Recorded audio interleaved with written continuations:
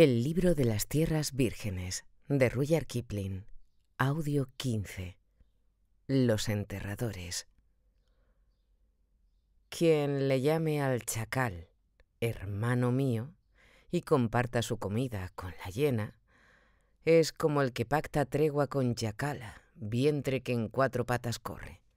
Ley de la selva. Respeto para los ancianos. Era una voz pastosa, una voz fangosa que os hubiera hecho estremecer, una voz como de algo blando que se parte en dos pedazos. Había en ella un quiebro, algo que la hacía participar del graznido y del lamento. Respeto para los ancianos, compañeros del río. Respeto para los ancianos.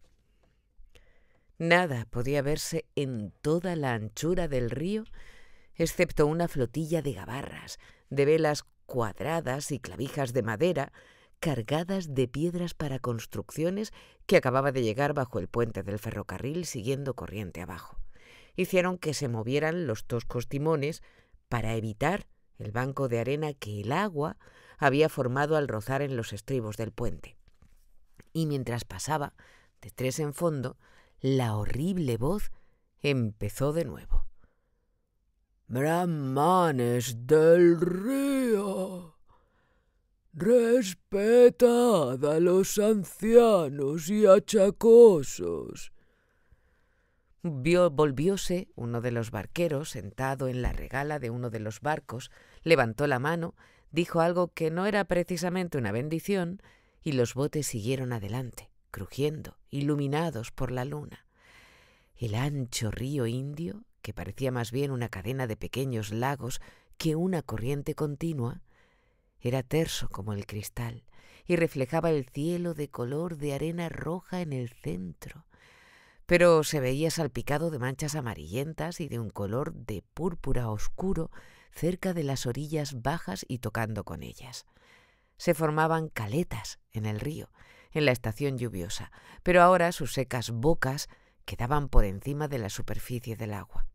Sobre la orilla izquierda, y casi bajo el puente del ferrocarril, había una aldea edificada con fango y ladrillos, con válago y palos, cuya calle principal, llena de ganado que volvía a sus establos, corría en línea recta hacia el río y terminaba con una especie de tosco desembarcadero de ladrillo en el que la gente que quería lavar podía meterse en el agua paso a paso.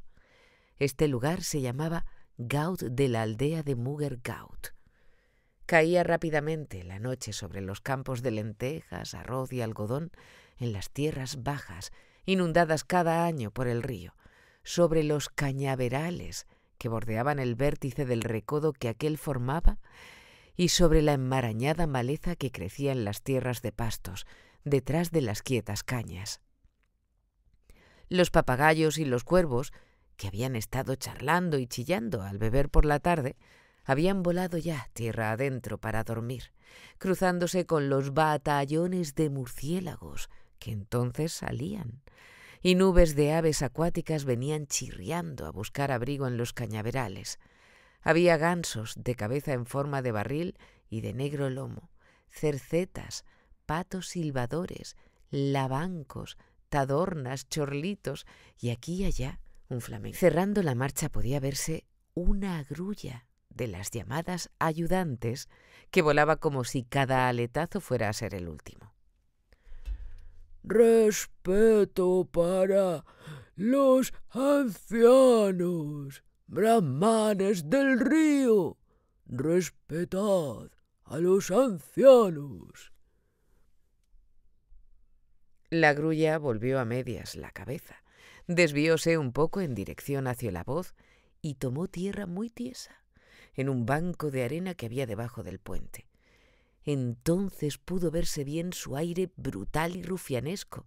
Por detrás parecía enormemente respetable, pues su estatura era de casi 2 metros y se parecía mucho a un correctísimo pastor protestante de gran calva. Por delante era distinto, porque su cabeza, a lo Alice Sloper, y su cuello no tenían ni una pluma, y en su mismo cuello, bajo la barbilla, tenía una horrible bolsa de desnuda piel, y allí iba a parar cuanto robaba con su afilado y largo pico. Sus patas eran largas, flacas y descarnadas, pero las movía con mucha suavidad y las contemplaba con orgullo cuando se alisaba las plumas de la cola, mirando de soslayo por encima de su hombro y cuadrándose luego como si le dijeran «¡Firmes!». Un chacal pequeño y sarnoso, que había estado ladrando de hambre en una hondonada, levantó las orejas y la cola y corrió al encuentro de la grulla. Era el ser más bajo de su casta, sin que quiera decir esto que haya mucho de bueno en los chacales, pero en este era algo muy particular la bajeza, pues era la mitad mendigo y la otra mitad criminal. Se dedicaba a limpiar los montones de basura de la aldea, exageradamente tímido y salvajemente fiero, con hambre perpetua y lleno de astucia que nunca le sirvió para nada. «Uf», dijo sacudiéndose lastimeramente al pararse. «Que la sarna se coma a los perros de esta aldea. He recibido 3 mordiscos por cada pulga que traigo encima, y todo porque miré, tan solo miré, fijaos bien, un zapato viejo que había en un corral de vacas. Tengo que alimentarme de barro». Y se rascó bajo la oreja izquierda. «Yo», dijo la grulla con una voz que sonaba como sierra embotada pasando al través de gruesa tabla. «Oí decir que había un perrillo recién nacido dentro del zapato». «Del dicho al hecho hay gran trecho», respondió el chacal, que sabía muchos proverbios que había aprendido escuchando a los hombres sentados alrededor de las fogatas al caer la tarde. «Así es, por tanto, para estar segura de la verdad, tomé bajo mi cuidado a este cachorro, mientras los perros andaban ocupados en otro lado». «Estaban muy ocupados», dijo el chacal. «Bueno, no debo ir de caza a la aldea por las obras durante algún tiempo. ¿De veras había un perrillo ciego dentro de aquel zapato?» «Aquí está», respondió la grulla mirando por encima del pico a su gran bolsa que estaba llena. «Poca cosa, pero muy aceptable en estos tiempos en que la caridad ha muerto en este mundo». «Ay, el mundo es duro como el hierro en estos tiempos», gimió el chacal. En ese momento sus inquietos ojos notaron una levísima ondulación en el agua y prosiguió rápidamente. «Dura es la vida para todos nosotros, y no dudo de que aún nuestro excelente amo, el orgullo del Gaut, la envidia del río, del mismo huevo salieron al mismo tiempo un embustero, un adulador y un chacal», dijo la grulla sin dirigirse a nadie en particular, porque ella también es una grandísima embustera cuando quiere tomarse la molestia de serlo. «Sí, la envidia del río», repitió el chacal elevando la voz.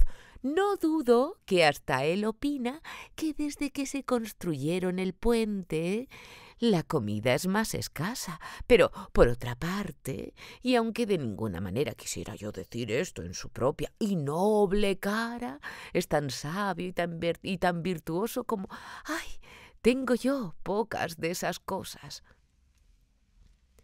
Cuando el chacal reconoce que es gris, «¡Cuán negro debe ser!», murmuró la grulla. No preveía entonces lo que iba a suceder. «Que no le falte nunca comida y en consecuencia...» oyóse un ruido suave, de algo que rozaba como si un bote acabara de encallar en un bajío. Rápidamente volvióse en redondo el chacal y se encaró, siempre es mejor encararse, con la criatura de la cual había estado hablando.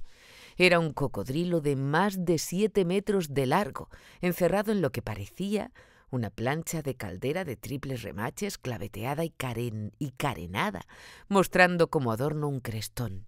Las amarillas puntas de sus dientes superiores colgaban desde la mandíbula superior, pasando sobre la inferior, terminada bellamente en un pico de flauta. Era el achatado Muger, bocón, de la aldea de Mugergaut, más viejo que ninguno de los hombres de la aldea, que había dado su nombre al lugar. Era como demonio en la parte vadeable del río antes de que construyeran el puente del ferrocarril. Era un asesino, un devorador de carne humana y un fetiche local, todo en una pieza. Se quedó tendido, con la barbilla en la orilla, y se mantenía así, mediante una casi invisible ondulación de la boca, y bien sabía el chacal que un solo golpe de esa cola, dado en el agua, bastaría para elevar al Muger por la vera con la velocidad de una máquina de vapor. «Un encuentro de buenos auspicios, protector de los pobres», dijo adulonamente, retrocediendo un poco a cada palabra. Oímos una voz deleitosa y nos acercamos con la esperanza de charlar amablemente. Mi despedida presunción me indujo, mientras esperábamos aquí, a hablar de usted. Espero que nada se habrá entreoído. Ahora bien, el chacal había hablado precisamente para que lo oyeran, porque sabía que la adulación era el mejor medio de procurarse comida, y el Muger sabía que solo con tal fin había hablado el chacal, y el chacal sabía que el Muger no ignoraba esto, y el Muger sabía que el chacal sabía que aquel lo sabía, y así todos se quedaban tan contentos. El viejísimo animal avanzó, jadeando y gruñendo sobre la orilla, farfullando. «Respeto para los viejos y achacosos». Y durante todo este tiempo sus ojillos brillaban como brasas bajo los pesados y corneados párpados por encima de su triangular cabeza, mientras arrastraba el cuerpo, hinchado como un barril, entre sus ganchudas patas. Luego se detuvo, y acostumbrado, y todo como estaba el chacal a sus maneras, no pudo menos que estremecerse por 100ª vez cuando vio cuán exactamente imitaba el Muger a un leño arrojado en la margen de un río. Aún había tomado el cuidado de tenderse en el ángulo exacto en que al encallar formaría un madero, teniendo en cuenta cómo era la corriente en aquella época y lugar. Todo eso por supuesto, no era sino cuestión de hábito, porque el Muger había venido a tierra únicamente por gusto. Pero un cocodrilo nunca se siente harto, y si el chacal hubiera sido engañado por lo que parecía, no hubiera vivido lo suficiente para filosofar sobre ello. «Hijo mío, no oí nada», dijo el Muger cerrando un ojo. «Tenía aguas en mis oídos y me sentía desfallecido por el hambre. Desde que construyeron el puente del ferrocarril, la gente de mi aldea ha dejado de quererme, y esto me traspasa el corazón de dolor». «¡Qué vergüenza!», dijo el chacal. «Un corazón tan noble como el de usted, pero todos los hombres son parecidos, según creo». No. Hay, por cierto, grandes diferencias entre ellos», respondió suavemente el Muger. «Unos son delgados como bicheras de bote, otros son gordos como cachorros de de perro. No quisiera yo hablar mal de los hombres sin motivo. Los hay de muy diversas clases, pero los largos años que he vivido me han demostrado que en general son muy buenos. Hombres, mujeres, finos, no hay nada que reprocharles. Y acuérdate, hijo, de aquel de que aquel que desprecia al mundo será despreciado por el mundo.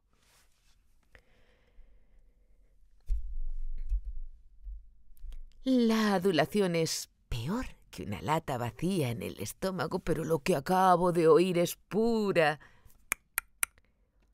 La adulación es peor que una lata vacía en el estómago, pero lo que acabo de oír es pura sabiduría, dijo la grulla bajando una de sus patas.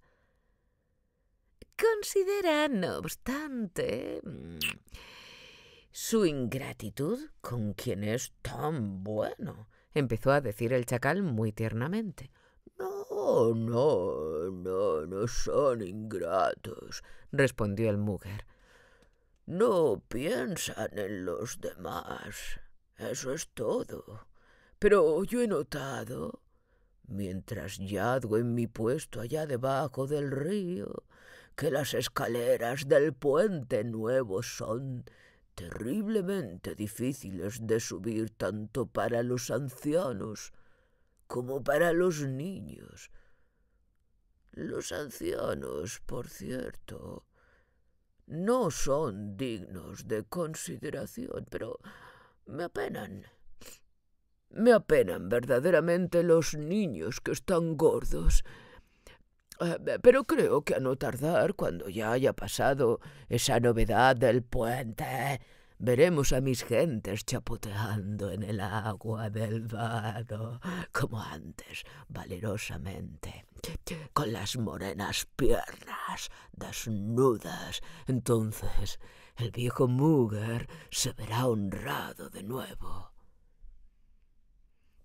Pero ciertamente vi guirnaldas de caléndulas flotando esta misma tarde en el borde del Gaut, dijo la grulla.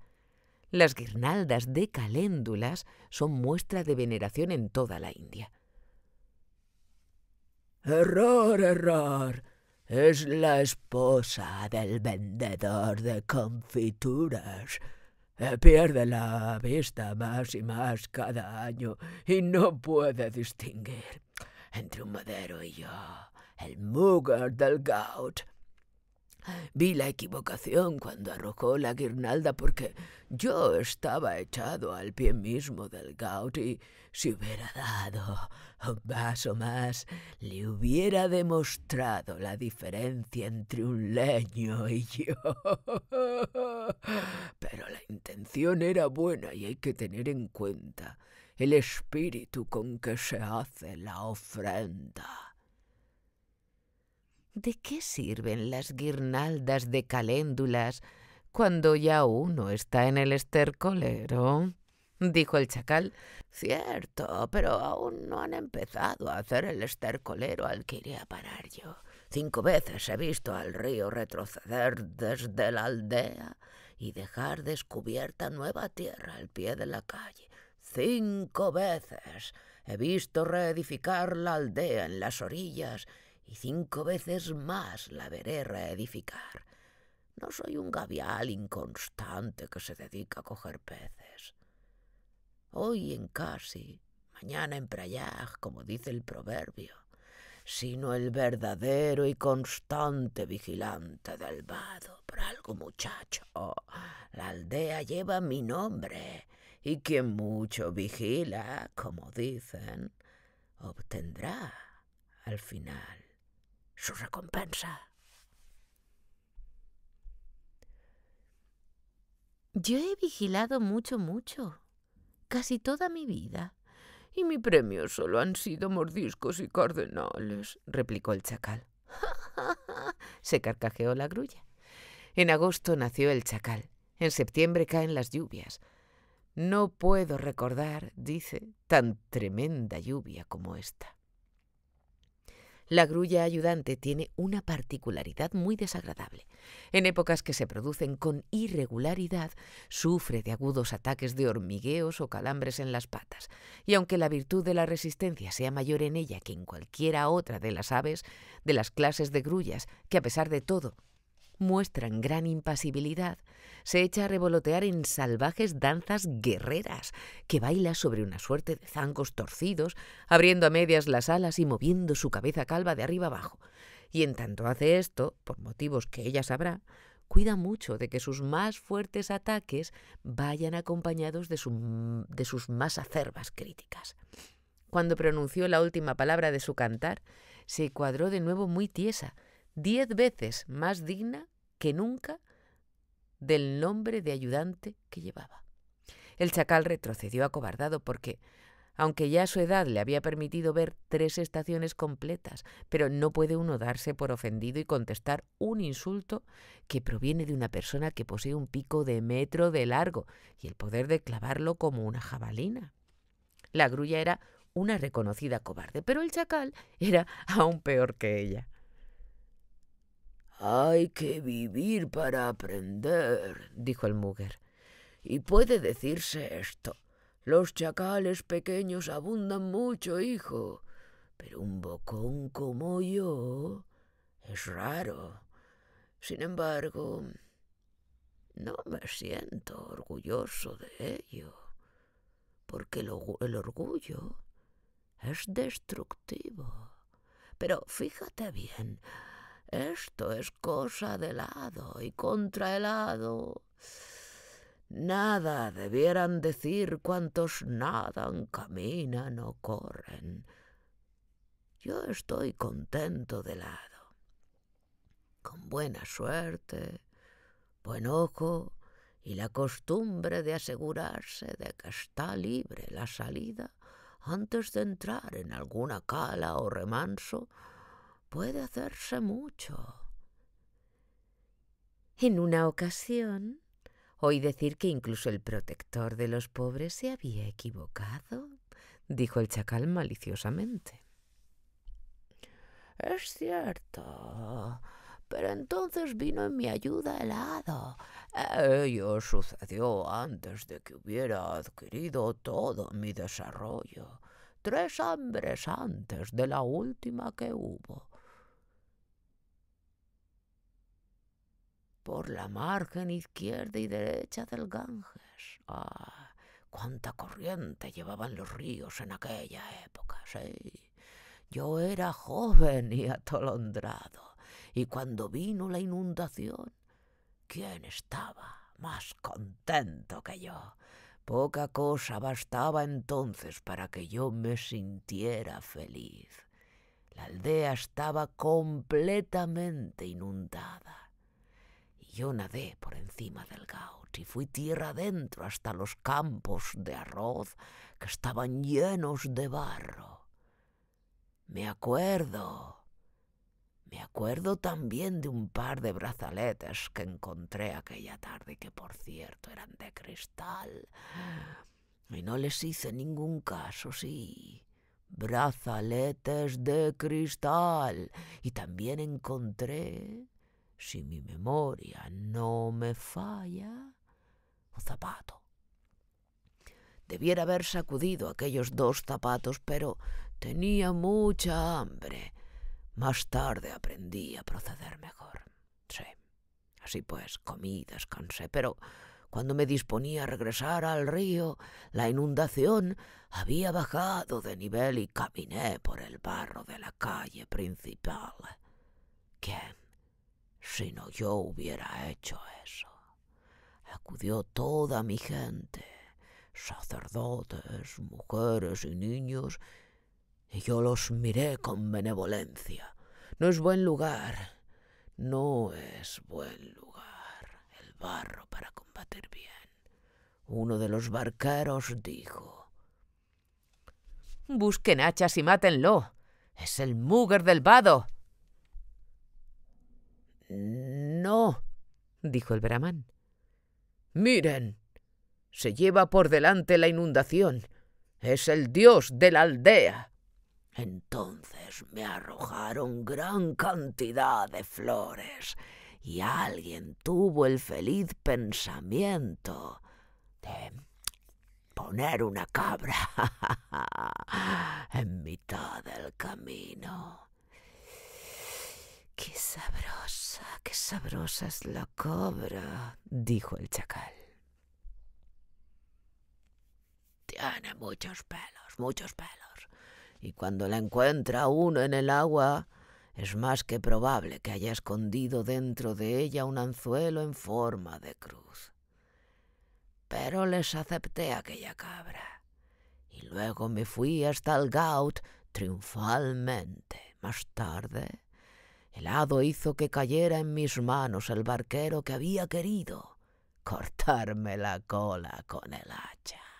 Su bote embarrancó en un banco que no se acordarían ustedes, aunque se lo mencionara. «No todos aquí somos chacales», dijo la grulla. «¿Era el banco que se formó donde se hundieron los barcos que cargaban piedras el año de la gran sequía? Un banco de arena muy largo que duró por espacio de 3 inundaciones». «Había 2», respondió el Mugger. «Uno más arriba y otro más abajo». «Ah, se me había olvidado. Los dividía un canal que más tarde se secó también», dijo la grulla, que se sentía muy orgullosa de su buena memoria. «En el banco de abajo encalló la barca del hombre que abrigaba tan buenas intenciones tocante a mí.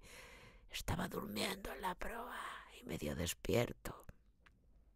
Saltó al agua, que le daba hasta la cintura, no, hasta las rodillas, para empujar la embarcación, la cual, vacía, siguió adelante hasta tocar de nuevo en la tierra, en el próximo recodo que la corriente formaba. Entonces yo seguí adelante también, porque sabía que vendrían más hombres para arrastrar el barco hasta la playa». «¿Y vinieron?», dijo el chacal un tanto despavorido. Esta era una cacería en una escala tal que lo impresionaba. «Acudieron hombres de allí y de más abajo. No seguí adelante, pero esto me permitió apoderarme de 3 en un día. 3 manguis, barqueros, muy gordos, y a excepción del último, con el cual me descuidé un tanto, ni uno solo pudo gritar para advertir a los que se encontraban en la orilla del río». «¡Qué manera de cazar! Pero cuánta habilidad y qué superior juicio reclama», exclamó el chacal. «Habilidad no, muchacho, sino solo pensar un poco. Un poco de pensamiento es como la sal sobre el arroz, como dicen los barqueros, y yo siempre he pensado profundamente. Mi primo el gavial, el que come peces, me ha dicho cuán difícil es para él seguirlos y cuánto difieren los unos de los otros, y cómo necesita él conocerlos a todos en conjunto y a cada uno por separado. Sabiduría, digo yo, que es esto. Pero, por otra parte, mi primo el gavial vive entre su gente. Mi gente no nada en bandadas, con la boca fuera del agua como lo hace Reua, ni sale constantemente a la superficie, ni se vuelve de lado como Mohó y el diminuto Chapta, ni se reúne en los bancos de arena después de una inundación como Batchua y Chilva. «Todos son deliciosos manjares», dijo la grulla, dando un chasquido con el pico. «Así dice mi primo, y hace una ocupación muy seria de cazarlos, pero ellos no se encaraman a los bancos de arena para eludir sus dientes. Mi gente es muy diferente. Vive en la tierra, en casas, entre sus ganados. Yo necesito saber lo que hacen y lo que están a punto de hacer. Y así, poniendo primero la trompa del elefante y luego la cola, reconstruyo, como dicen, al elefante entero. Cuelga de una puerta una rama verde con un anillo de hierro. El viejo Mugger sabe que ha nacido un niño en aquella casa y que algún día vendrá al gaucho a jugar. Va a casarse una doncella. El viejo Mugger sabe esto porque ve a los hombres ir y venir con regalos. Y por último, ella también acude al gaut para bañarse antes de la boda. Y allí está él. Ha cambiado el río su curso y deja nuevas tierras donde antes solo arena había. El Mugger sabe también esto. Bueno, ¿de qué sirve saber eso?, objetó el chacal. El río ha cambiado de lugar hasta durante mi corta vida. Los ríos de la India están casi siempre cambiando su curso y se desvían a veces hasta una media legua o más en una sola estación, inundando los campos de las orillas y esparciendo cieno fertilizante sobre la otra. No hay conocimiento tan útil como este, dijo el Mugger, porque nuevas tierras significan nuevas pendencias. El Mugger lo sabe perfectamente. Cuando las aguas se retiran, se arrastra él por grietas tan estrechas que los hombres piensan que no son lo suficientemente anchas para que allí pueda esconderse un perro. Y allí espera. Luego aparece un labriego diciendo que plantará allí pepinos y acullá melones en la tierra nueva que el río le ha dado. Tantea el cieno excelente con los pies desnudos. A poco llega otro labriego diciendo que cultivará allí cebollas, zanahorias y caña de azúcar en este y aquel sitio. Se acercan como botes que toman rumbo hacia el mismo punto. Y mira cada quien al otro con unos ojos que parecen rodar bajo el enorme turbante azul. El viejo Mugger ve y oye. Llámanse el uno al otro hermano y van a amojonar la nueva tierra. El Mugger corre detrás de ellos a uno y otro lado, deslizándose, aplastado contra el suelo por el lodo. Ahora empiezan a disputar, se dicen palabras ásperas. Se arrancan los turbantes. Ahora enarbolan los garrotes y por último cae uno de espaldas en el lodo y el otro huye. Cuando regresa, la cuestión ha quedado ya zanjada, como da fe de ello el bambú errado del vencido. Y sin embargo, nada le agradecen al Mugger. No, gritan, ¡un asesinato! Las familias pelean a garrotazos, 20 de cada bando. Mi gente es muy buena gente, Hans de las montañas, malguais de Beit. Cuando pegan, no pegan por juego, y cuando la lucha termina, el viejo Mugger esperará allá lejos del río, fuera de la vista de la aldea, detrás de las matas de Kícar que por allá hay. Entonces bajan mis hats de anchos hombros, 8 o 9 juntos, bajo la luz de las estrellas, trayendo al muerto en una camilla. Son viejos de barbas canas y de voz tan profunda como la mía. Encienden un fuego. ¿Cómo conozco yo ese fuego? Tragan tabaco y formando círculo mueven la cabeza todos a la vez hacia adelante y hacia un lado, hacia el muerto que está en la orilla. Dicen que las leyes inglesas arreglarán aquello con la horca y que pasará gran vergüenza a la familia del matador. Dicen que lo cuelguen.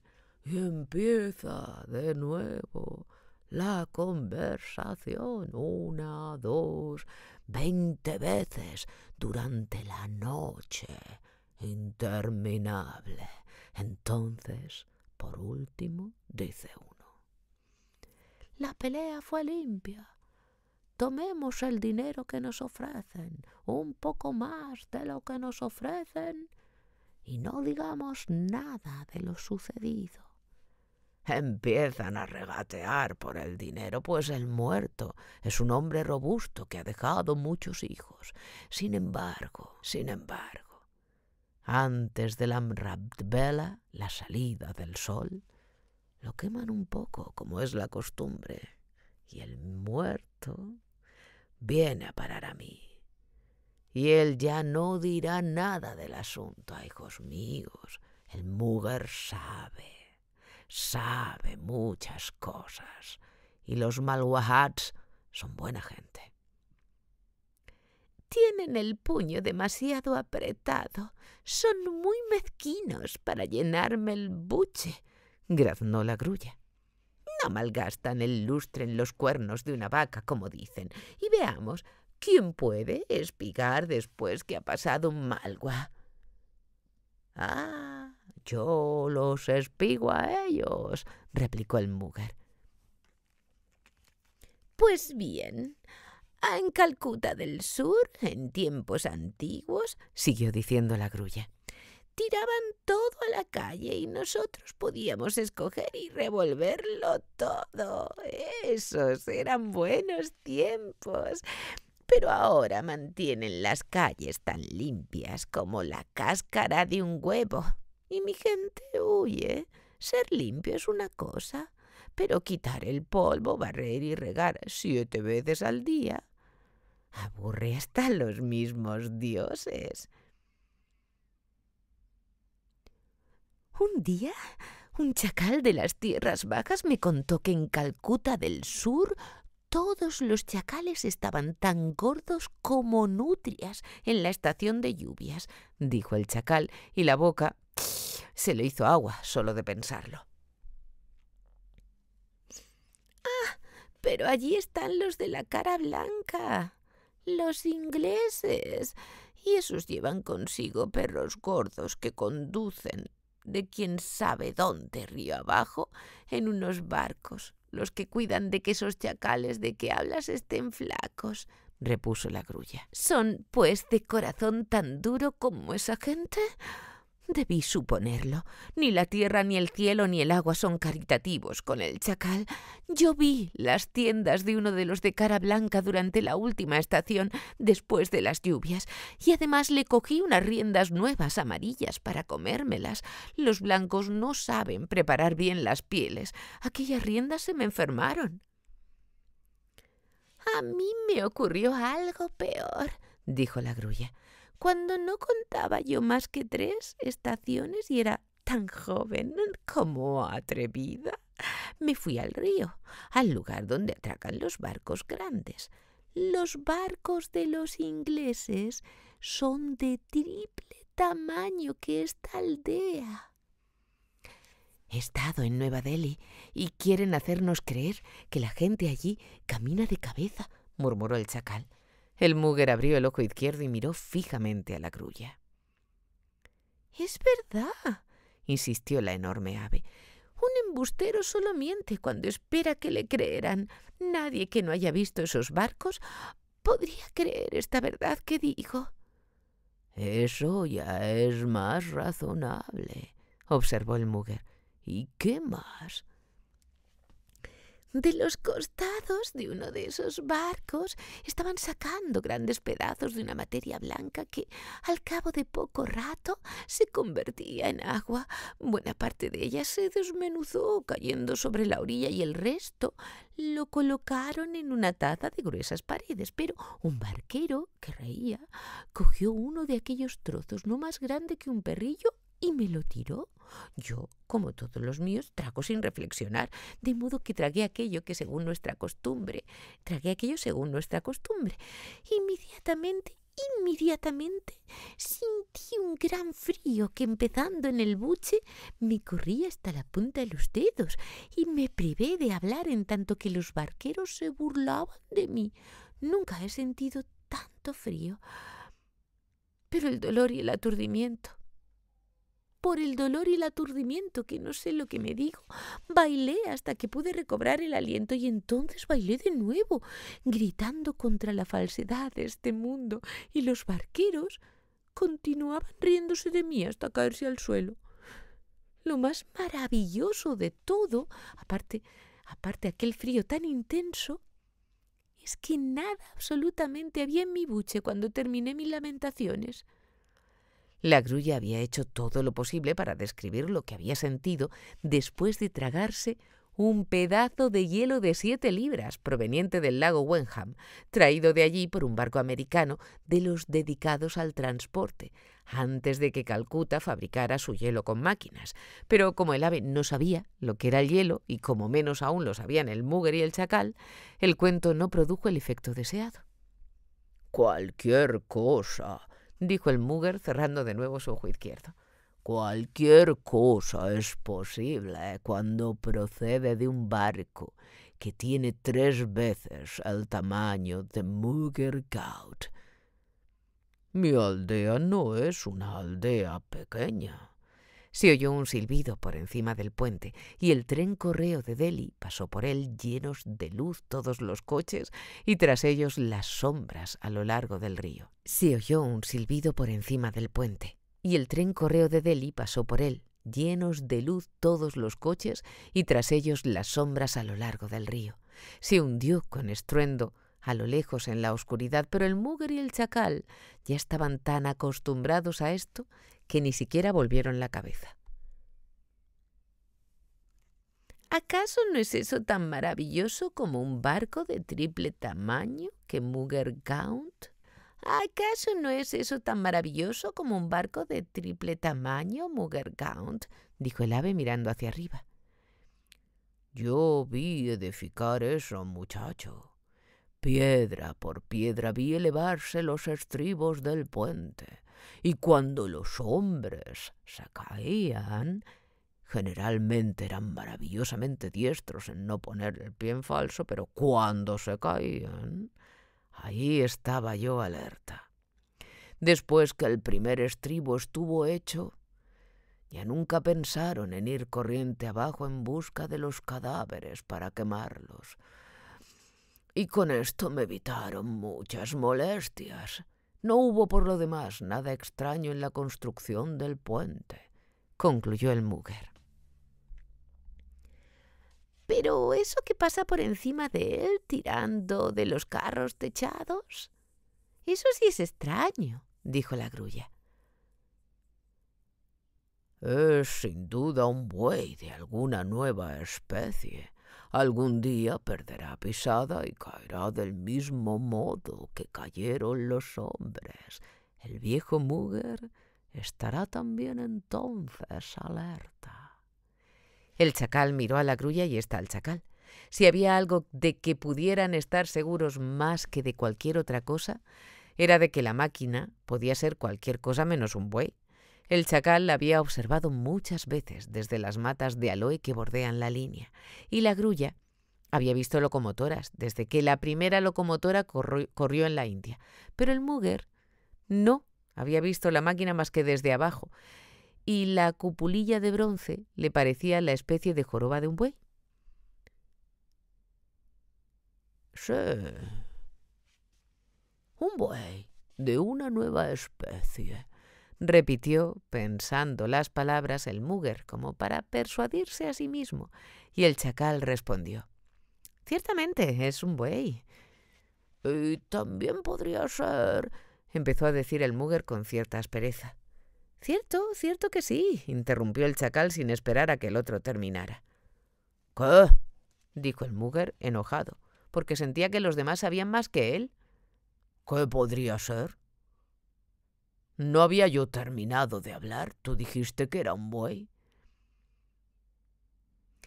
«Es cualquier cosa que el protector de los pobres quiera. Yo soy su servidor y no el de esa cosa que atraviesa el río». «Sea lo que fuere, es obra de los de cara blanca», dijo la grulla, «y por mi parte no quisiera yo echarme en un lugar que se halla tan cerca de eso como este banco de arena». «Tú conoces a los ingleses como yo», dijo el Mugger. «Había aquí una cara blanca cuando construían el puente, y el blanco se metía muchas veces a la caída de la tarde en un brote y golpeaba con los pies las tablas del fondo murmurando: Está aquí, traigan mi escopeta. Yo le oía aún antes de verle. Oía cada ruido que producía, los crujidos, el resuello, cada golpecito dado en la escopeta mientras iba río arriba y río abajo. Tan cierto como que yo le había privado de uno de sus obreros y con esto le hice ahorrar un gran gasto de leña que hubieran necesitado para quemarlo. Tan cierto como esto era su constante empeño en venirse hasta el Gaut y gritar que me iba a matar, librando así al río de mi presencia, de la presencia del Mugger Gaut. ¡A mí! ¡Hijos míos! Yo nadé hora tras hora bajo la quilla de su bote y oía cómo disparaba contra algunos leños, y cuando estaba yo bien seguro de que él estaba cansado, me levantaba junto a él y hacía castañear mis dientes frente a su cara. Cuando el puente estuvo terminado, se marchó. Todos los ingleses cazan de ese modo, excepto cuando ellos son los cazados. ¿Quién caza a los de la cara blanca?, ladró el chacal excitado. Ahora nadie, pero yo los cacé en mis buenos tiempos. Me acuerdo un poco de esa caza. Entonces era yo joven, dijo la grulla haciendo sonar su pico de modo significativo. Estaba yo aquí perfectamente establecido. Mi aldea era reedificada por tercera vez, según recuerdo, cuando mi primo, el Gavial, me trajo noticias de ciertas aguas muy ricas más arriba de Benares. No quise al principio porque a mi primo, que solo come peces, no siempre distingue lo bueno de lo malo, pero oí a mi gente hablar por las tardes y lo que dijeron me decidió. ¿Y qué fue lo que dijeron?, preguntó el chacal. Lo suficiente para que yo, el Mugger de Mugger Gaut, me saliera del agua y echara a andar. Partí de noche, sirviéndome hasta de los más pequeños arroyos según se me iban presentando. Pero era entonces el principio del verano y todos llevaban muy poca agua. Crucé caminos llenos de polvo, atravesé altas matas de hierba, escalé colinas a la luz de la luna, hasta trepé por las rocas, hijos míos. Piensen bien en ello. Crucé el extremo del río Sirthen, el seco, antes de que pudiera encontrar la serie de afluentes que desembocan en el Ganges. Un mes de continuo viaje era preciso para regresar a donde se hallaba mi gente y el río que yo conocía. Fue algo maravilloso. ¿Y qué tal la comida durante el camino?, preguntó el chacal, que no tenía más alma que su estómago y no estaba ni tantito impresionado por los viajes de Mugger. Lo que encontraba, eso comía, primo, dijo el Mugger pausadamente, arrastrando cada palabra. Lo que encontraba, eso comía, primo, dijo el Mugger pausadamente, arrastrando cada palabra. Ahora bien, no se le llama primo a nadie en la India, a menos de que pueda uno llegar a establecer cierto parentesco con esa persona. Y como solo en los cuentos de hadas se casa un Mugger con un chacal, nuestro chacal comprendió por qué motivo se había visto de pronto elevado al círculo de la familia del Mugger. Si hubieran estado solos, no le hubiera importado. Pero brillaron los ojos de la grulla al oír la pesada broma. Ciertamente, padre, debí haberlo supuesto, dijo el chacal. A un Mugger no le gusta que lo llame padre ningún chacal. Y el Mugger de Mugger Gaut respondió. Ciertamente, padre, debí haberlo supuesto, dijo el chacal. A un Mugger no le gusta que lo llamen padre de ningún chacal. Y el Mugger de Mugger Gaut, ciertamente, padre, debí haberlo supuesto, dijo el chacal. A un Mugger no le gusta que lo llamen padre de ningún chacal. Y el Mugger de Mugger Gaut respondió entonces tanto y mucho más de lo que sería discreto repetir aquí. El protector de los pobres fue quien me llamó pariente. ¿Cómo puedo yo acordarme del grado de parentela que hay entre nosotros? Además, comemos la misma clase de comida. Él lo dijo, respondió el chacal. Esto agravó aún más las cosas, porque a lo que apuntaba el chacal era a indicar que el mugger debía de haber devorado su comida fresca todos los días en aquella marcha a pie, en vez de guardarla junto a sí hasta que estuviera como él la necesitaba, como lo hacen todos los mugger que se respetan algo, y también la mayor parte de las fieras cuando pueden. A decir verdad, uno de los peores insultos que pueden dirigirse en el cauce del río los animales es tildarse de devoradores de carne fresca. Eso es casi tan malo como llamar caníbal a un hombre. Aquella carne fue comida hace 30 estaciones, dijo tranquilamente la grulla. Aunque habláramos durante 30 estaciones más, nunca la volveríamos a ver. Cuéntanos ahora qué ocurrió cuando llegaste a aquellas aguas tan buenas después de tu maravilloso viaje por tierra. Si escucháramos el aullido de cada chacal, ¡uy!, los negocios de la ciudad se paralizarían, como dice el proloquio. El mugger debió agradecer la interrupción porque prosiguió precipitadamente.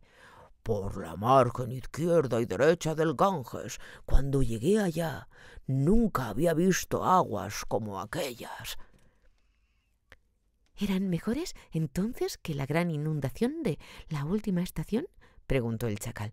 Mucho mejores. Esa inundación solo fue lo que ocurre cada 5 años. Un puñado de forasteros ahogados, unas cuantas gallinas, un buey muerto en el agua lodosa, gracias a las corrientes cruzadas. Pero en la estación de que me acuerdo ahora, el río estaba bajo, el agua corría mansa, igual siempre, y como me lo había advertido el gavial, los ingleses bajaban por ella, tocando uno con otro. En aquella estación engordé y crecí, desde Agra, cerca de Etawah, y del lugar en que la corriente se ensancha, no muy lejos de Allahabad. ¡Ay! ¡Qué remolino se formó bajo los muros del fuerte de Allahabad!, dijo la grulla. Acudieron allí como los patos a los juncales y bailaban dando vueltas así. Empezó otra vez su horrible danza, mientras el chacal la miraba con envidia. Él no se acordaba, naturalmente, del terrible año de la insurrección. El mugger continuó. Sí, cerca de Allahabad, uno se tendía quieto en el agua mansa y dejaba que pasaran 20 cuerpos para escoger uno. Y sobre todo, los ingleses no iban llenos de joyas y anillos en la nariz y en los tobillos, como mis mujeres acostumbran hoy. El que gusta mucho de adornos acaba con una cuerda al cuello como collar, como dice el refrán. Todos los cocodrilos que había en todos los ríos engordamos entonces, pero quiso mi hado que yo engordara más que ninguno. Las noticias que corrían era que se cazaba a los ingleses arrojándolos al río, y por las 2 orillas del Ganges nosotros estábamos seguros de ello. Así lo creí durante todo el tiempo que fui en dirección al sur. Llegué allá siguiendo la corriente hasta más allá de Mongir y de las tumbas que dominan el río. Conozco ese sitio, dijo la grulla. Desde aquellos días, Mongir es una ciudad abandonada. Pocos viven allí ahora. Después de esto me fui corriente arriba despacio, perezosamente, y un poco más allá de Mongir encontré un bote lleno de blancos, todos vivos. Eran, me acuerdo bien, mujeres que yacían bajo una tela sostenida por palos y lloraban a gritos. No nos disparaba entonces nadie ningún tiro. Éramos los únicos guardianes de los vados en aquellos tiempos. Todas las armas de fuego ocupadas en otra parte estaban. Las escuchábamos día y noche tierra adentro. El estruendo iba y venía según a donde soplara el viento. Me levanté por completo frente al bote porque nunca había visto tantas caras blancas vivas, aunque bien los conocía por otra parte. Un niño blanco desnudo estaba de rodillas en uno de los costados del bote e, inclinándose, se le antojó arrastrar las manos por las aguas del río. Es hermoso ver cómo juega un niño con el agua que corre. Yo había comido aquel día, pero todavía en mi estómago, había un rinconcito vacío. Sin embargo, más por juego que por comer, me levanté hasta casi tocar las manos del niño. Ofrecían un blanco tan fácil que ni siquiera las miré cuando cerré las mandíbulas, pero eran tan pequeñas que, aunque cerré las quijadas debidamente, estoy seguro de ello, el niño las retiró con rapidez, sin recibir en ellas el menor daño. Seguramente pasaron por el espacio que medía entre un diente y otro, aquellas pequeñas manos blancas. Hubiera podido entonces asirlo por los codos, pero como dije, me había acercado allí solo por juego y por el deseo de ver cosas nuevas. Gritaron uno tras otro los que iban en el bote, y luego de unos momentos me levanté de nuevo para observarlos. El barco estaba demasiado pesado para hacerlo zozobrar. Iban en él solo mujeres. Pero ¿quién se fía de una mujer? Es como si caminara sobre hierbas que ocultan una laguna, como dice el proverbio, y por las dos márgenes del Ganges, eso es verdad. En una ocasión, una mujer me dio una piel seca como si fuera pescado, observó el chacal. Desde entonces espero poder apoderarme de su niño, pero más vale comer carne de caballo que recibir de él una coz, como dice el proverbio. ¿Qué hicieron las mujeres? Me dispararon un arma muy corta, de una clase que nunca había visto y que no he vuelto a ver.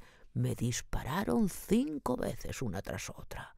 El mugger debió de habérselas con algún antiguo revólver. Yo me quedé con la boca abierta, bostezando con una nube de humo en torno a mi cabeza. Nunca vi cosa igual 5 veces, y tan rápidamente como cuando muevo la cola. Así. El chacal, que se sentía cada vez más interesado por el relato, apenas si tuvo tiempo de brincar hacia atrás en el momento mismo en que la cola cortaba el aire como una guadaña. Hasta que sonó el 5.º disparo, prosiguió el mugger como si jamás hubiera pensado en causarle daño a sus oyentes. Hasta que sonó el 5.º disparo, me hundí en el agua y torné a salir de ella en el momento preciso en que un barquero les decía a aquellas mujeres blancas que sin duda había quedado yo muerto. Una de las balas se me había incrustado en el cuello. No sé si todavía estará allí porque no puedo volver la cabeza. Ven y mira tú, muchacho. Quiero demostrar que mi historia es verídica. «¿Yo?», dijo el chacal. «¿Quién come zapatos viejos y rompe huesos para comer? ¿Quién come zapatos viejos y rompe huesos para comer puede dudar de la palabra del que es la envidia del río? Que mi cola sea engullida por cachorrillos ciegos y la sombra de ese pensamiento me ha pasado por la cabeza. El protector de los pobres se ha dignado contarme a mí, su esclavo, que una vez en su vida fue herido por una mujer. Con esto basta, y les contaré el cuento a todos mis hijos, sin pedir pruebas de él». La excesiva urbanidad es a veces tan mala como la descortesía excesiva, porque, como dice el proverbio, hasta con requesones puede ahogarse a un invitado. No deseo que ningún hijo tuyo sepa que el mugger de Muggercaut recibió de una mujer la única herida que ha recibido en su vida. Tus hijos tendrán que pensar en muchas otras cosas para procurarse la comida por tan tristes medios como los que emplea su padre. Olvidado está. Y desde hace mucho tiempo nunca dije tal cosa. Jamás existió ninguna mujer blanca. Nunca hubo barco alguno, nunca ocurrió nada. El chacal movió la cola como si barriera el suelo para mostrar cuán totalmente quedaba todo borrado de su memoria y se sentó con aire de suficiencia. Ciertamente sucedieron muchas cosas, continuó el Mugger. Derrotado por segunda vez al querer llevarle ventaja a su amigo. Ninguno de ellos, sin embargo, tenía mala intención. Comer y ser comido eran cosa completamente legal en toda la extensión del río, y el chacal se encontraba allí para recoger las sobras cuando el Mugger hubiera terminado su comida. Abandoné aquel bote, prosiguió, y me fui corriente arriba, y cuando llegué a Arrá y a las aguas situadas detrás, no hallé más ingleses muertos. El río estuvo vacío durante cierto tiempo. Luego llegaron 1 o 2 cadáveres con chaquetas de color rojo, pero no ingleses, sino todos de una misma clase, del Indostán y Purbers. Después de 5 o 6 de frente y por último, desde Arrá hasta el norte, más allá de Agra, parecía como si se hubieran arrojado al agua pueblos enteros. Salían de las calas uno tras otro, como bajan los maderos en la época de lluvias. Cuando se levantaba el río, también ellos se levantaban en compañías enteras de los bancos de arena en que habían estado reposando. Luego, al bajar el agua de la corriente, los arrastraba al través de los campos y de la tierra virgen por los largos cabellos. Toda la noche, asimismo, yendo hacia el norte, escuché disparos de armas de fuego. Y durante el día el rumor de pies calzados que atravesaban los vados o el que producen las ruedas de un pesado carro al rodar sobre la arena por debajo del agua. Y cada ola traía nuevos cadáveres. Al fin hasta yo mismo sentí miedo porque dije, si esto les ocurre a los hombres, ¿cómo podrá salvarse el Mugger de Muggergaut? También había barcos que venían detrás de mí, corriente arriba, ardiendo continuamente, como arden a veces las embarcaciones que llevan algodón, pero sin jamás hundirse. «Ah», dijo la grulla, «barcos como los que van a Calcuta del Sur son altos y negros, con una cola que golpea el agua por detrás y...» «Son 3 veces más grandes como mi aldea. Mis barcos eran bajos y blancos, golpeaban el agua a cada lado y no eran más grandes que los botes de quien habla sujetándose a la verdad. Me dieron mucho miedo, por lo que abandoné aquellas aguas y me vine a este cauce mío, ocultándome de día y caminando de noche.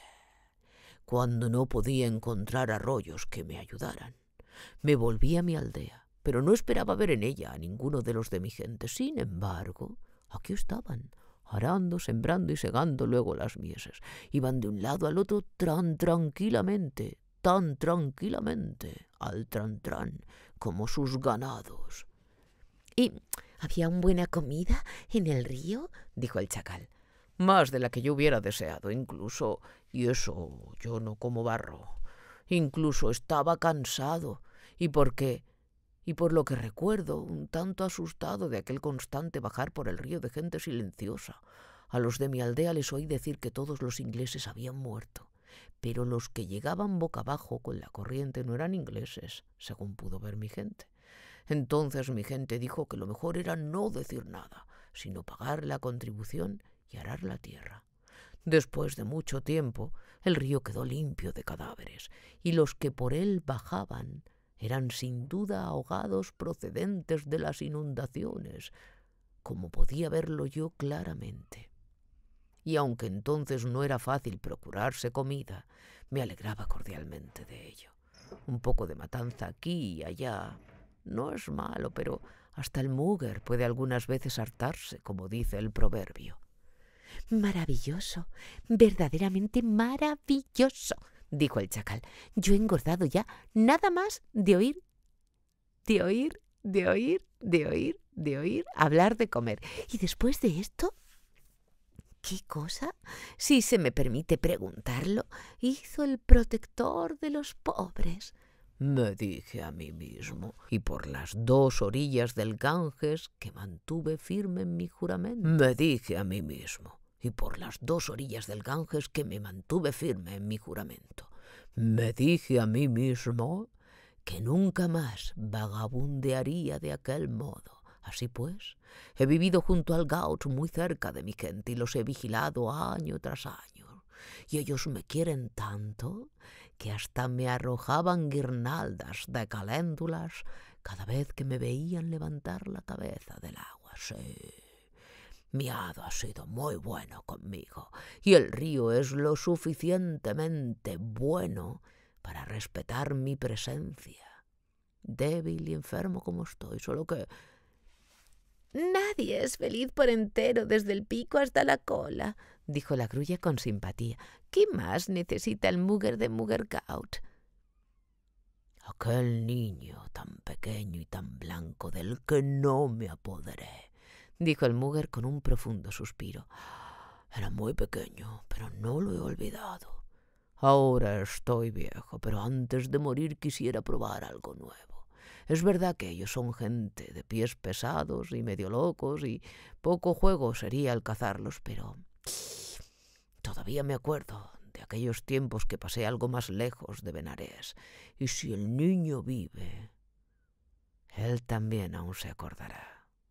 Es posible que pasé por la orilla de algún río diciendo, como una vez pasó las manos por entre los dientes del Muggergaut, y quedó vivo para narrar el cuento. Mi hado ha sido muy bueno conmigo, pero a veces, en sueños, me molesta eso, el pensamiento de aquel niñito blanco que iba en el bote. Bostezó y cerró las quijadas. Y ahora voy a descansar y a pensar. Prosiguió. Guardad silencio, hijos míos. Respetad a los ancianos.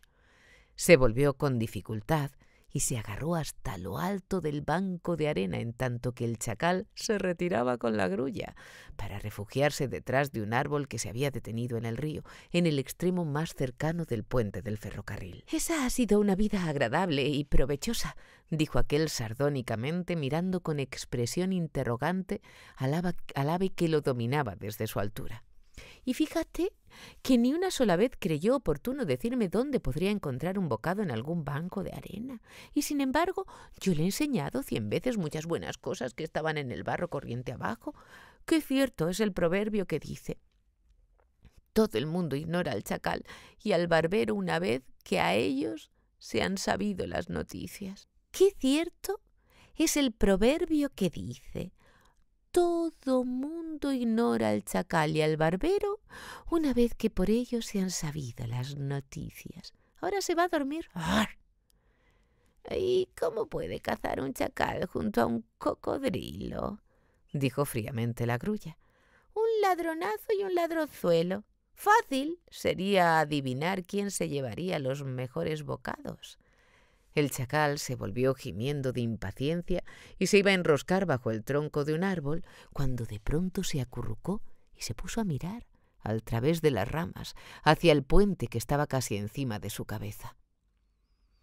«¿Qué sucede ahora?», preguntó la grulla, abriendo las alas algo inquieta. «Espera un poco y lo veremos. El viento sopla de nosotros hacia ellos, pero no nos buscan a nosotros, esos 2 hombres». «Hombres son, mi oficio me protege. En toda la India se sabe que soy sagrada». La grulla, que es allí excelente basurero, se mete por donde le place y por eso la nuestra nunca se acobarda. «No valgo la pena para que me den más golpes que el que puede dar un zapato viejo», dijo el chacal escuchando de nuevo. «¿Oyes esos pasos? No es ruido de zapatos de campesinos. Es calzado de un pie blanco. Escucha otra vez. Roce de hierro contra hierro. Es una escopeta, amiga. Esos locos ingleses de pies pesados han venido a hablar con el Mugger». Adviérteselo, pues. Hace un rato fue llamado protector de los pobres por un cierto chacal hambriento. Deja que mi primo proteja él mismo su piel. Me ha dicho 1000 veces que nada hay que temer de los cara blancas. Estos deben ser caras blancas. Ninguno de los aldeanos de Muggergaut se atrevería a perseguirlo, ¿ves? Ya dije yo que era una escopeta. Ahora, con un poco de suerte, tendremos alimento antes de que apunte el día. Él no oye bien fuera del agua y en esta ocasión no tendrá que habérselas con una mujer. Durante un momento brilló el cañón de una escopeta sobre las traviesas del puente. El Mugger estaba echado en el banco de arena, tan quieto como su propia sombra, un poco abiertas las patas delanteras, la cabeza caída entre ellas, roncando como un cocodrilo. Sobre el puente murmuró una voz. El tiro resulta un poco raro, casi en dirección perpendicular, pero tan seguro como capital invertido en casas. El tiro resulta un poco raro, casi en dirección perpendicular, pero es tan seguro como capital invertido en casas. Lo mejor es apuntarle al cuello. ¡Caramba! ¡Qué enorme animal! Los aldeanos se pondrán furiosos si lo matamos. Como que es el de Ota, el dios de estos lugares. Me importa un rábano, respondió otra voz. Me quitó unos 15 de mis mejores coolies mientras se construía el puente, y ya es hora de acabar con él. Lo he perseguido en bote durante semanas enteras.